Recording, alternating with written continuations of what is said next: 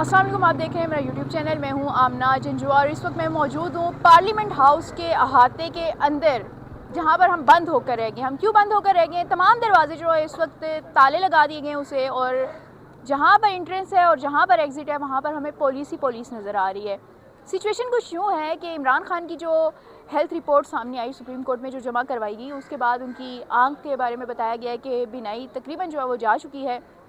और उसके बाद अपोजिशन और पीटीआई, क्योंकि बड़ी जमात है अपोजिशन की, तो उन्होंने तहफ़्फ़ुज़ात का इजहार करते हुए आज शार दस्तूर यानी पार्लियामेंट के बिल्कुल सामने प्रोटेस्ट की कॉल दी हुई थी।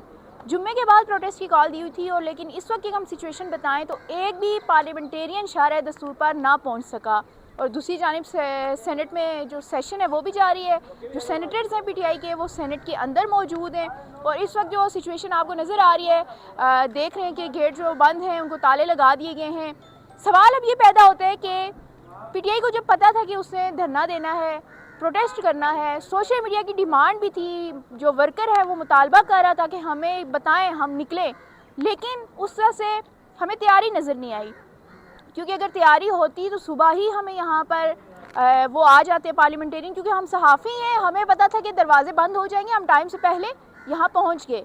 तो ये सिचुएशन पार्लियामेंटेरियन को भी अच्छे से पता थी कि गवर्नमेंट और इस्लामाबाद इंतज़ामिया जो है वो क्या कुछ करेगी। जाहिदा मेरे साथ मौजूद हैं। जाहिदा जो पीटीआई बीट भी करती हैं, पीटीआई को अच्छे से जानती हैं, पीटीआई के मिजाज को भी जानती हैं। इनसे ज़्यादा जानते हैं कि पीटीआई के ये जो लोग अंदर बैठे हुए हैं या पार्लियामेंट लॉजेस में बैठे हुए हैं, अब ये कह रहे हैं कि सिक्योरिटी लगा दी गई है, ये हो गया वो हो गया। लेकिन अगर पीटीआई की गवर्नमेंट होती तो उस वक्त भी पीटीआई ने भी यही करना था, रोकने के लिए। तो कोई भी गवर्नमेंट नहीं चाहती कि उसकी मौजूदगी में उसकी अपोजिशन प्रोटेस्ट करे। तो उस तरह से तैयारी हमें नज़र नहीं आई। क्या वजह है?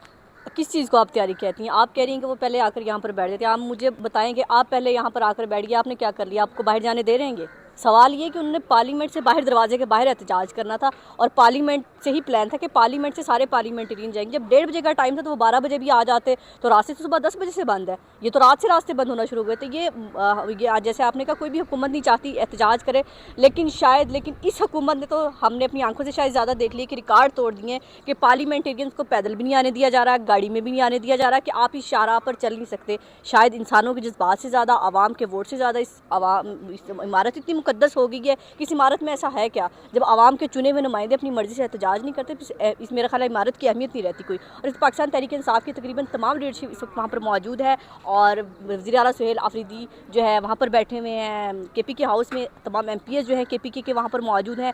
जैसे ही यहाँ से निकलेंगे वो भी वहाँ से निकल आएंगे। लेकिन आज मुझे लग रहा है कि बड़ा मैच पड़ने वाला है कि जब इधर से निकलेंगे तो यहाँ से ये गिरफ्तार करें या जाने नहीं देंगे, दूसरी तरफ लॉजी से नहीं निकलने दिया जा रहा, तीसरा जो है उधर से KPK हाउस से नहीं निकलने देंगे।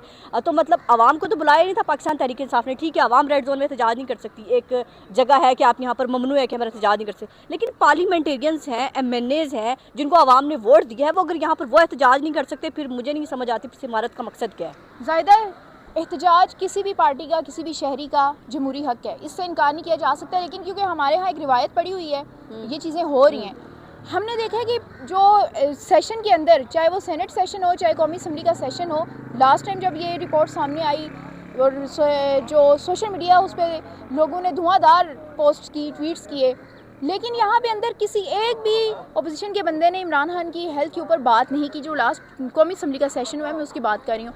तो क्या सिर्फ लोगों के मुतालबे पे, लोगों के डिमांड पे ये किया जा रहा है प्रेशर में? आप सारी सेशन में नहीं थी, मैं सेशन में थी। उन्होंने पॉइंट ऑफ आर्डर मांगा बात करने के लिए, और बार बार कहा गया कि इमरान खान की सेहत के हवाले से हमने बात करनी है, किसी और सियासत पर हम बात नहीं करेंगे, सिर्फ एक एजेंडा होगा इमरान खान की हेल्थ पर। उन्होंने बाकायदा फिर प्रेस कॉन्फ्रेंस की आके, डिप्टी चेयरमैन ने भी इनकार कर दिया। उन्होंने कहा अभी देते हैं, बिजनेस है ये, तो वो, और उनके उसके बाद गैर मुअय्यना मुद्दत के लिए इजलास मुलतवी कर दिया। अगर पाकिस्तान तहरीक इंसाफ की क़यादत वहाँ पर ज़बरदस्ती माइक खोल के बोलती, फिर मैं और आप ही कहते कि ऐवान का तकद्दुस पामाल किया, पर्चियाँ वहाँ पर फाड़ी जाती, फिर कहते ऐवान का बजट में तो करते हैं ये, वो करते हैं, वो हर हुकूमत करती है। लेकिन ये कि कल बिजनेस चल रहा था, बड़े बड़े वजीर आए थे कि बात नहीं करें, लेकिन कल इन्होंने घेराव करने की कोशिश की, उसके बावजूद उन्होंने गैर मुअय्यना मुद्दत के लिए माइक बंद कर दिया और कहा गैर मुअय्यना मुद्दत के लिए इजलास मुलतवी हो गया। मकसद ये था कि इमरान खान की सेहत के हवाले से बात ना की। उसके बाद इन्होंने प्रेस कॉन्फ्रेंस की बाहर। अब ये कहें कि पाकिस्तान तहरीक इंसाफ के, अब आपको भी पता है कि कितना खेलने का उनको मौका दिया जा रहा है। अगर सियासतदानों से हटकर हम सोचें, मतलब बहुत सारी, क्योंकि मैं पीटीआई को बहुत करीब से जानती हूँ, फैमिलीज ऐसी यकीन करें कि उनको अपने बच्चों को किसी स्कूल में दाखिल नहीं करा सकते।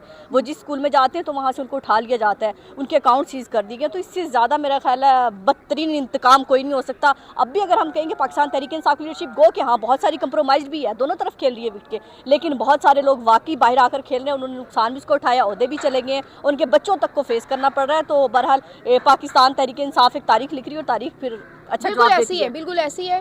ज़ाहिदा, हमने देखा कि नवाज शरीफ के जब कैद हुए उनकी प्लेटलेट्स गिरी और फिर उनको बाहर भेज दिया गया। जरदारी जब कैद हुए तो वो बीमार हुए, फिर उनको हॉस्पिटल शिफ्ट किया गया। अब इमरान खान की आंख के हवाले से जो चीज़ें आ रही हैं, तो एक सोशल मीडिया पे या हमारे जो तज्ज़ियाकार हैं वो एक ये भी तासुर दे रहे हैं कि हो सकता है कि ये भी एक कोई डील का हिस्सा हो और डील है और वो जो पुराना स्क्रिप्ट है वो रिपीट हो रहा है। माहौल बनाया जा रहा है। बहुत सारे लोग तो ये कह रहे हैं कि बनी गाला में हाउस अरेस्ट कर दिया जाएगा, उनको बाहर भेज दिया जाएगा और ये बिल्कुल एक माहौल बन रहा है जैसे नवाज शरीफ का।